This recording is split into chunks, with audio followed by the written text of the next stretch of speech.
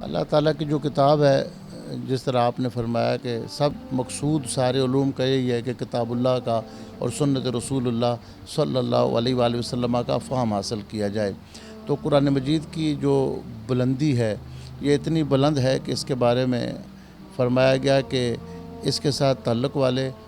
جو ہوتے ہیں ان کو بھی اللہ تعالیٰ بلند کر دیتا ہے۔ تو ظاہر ہے کہ اللہ کی لا ریب کتاب ہے، تو جتنا کسی کا مقام اور رتبہ ہوتا ہے اتنی مخالفت بھی ہوتی ہے۔ اس کائنات میں رسول اللہ صلی اللہ علیہ وسلم خاتم النبیین ہیں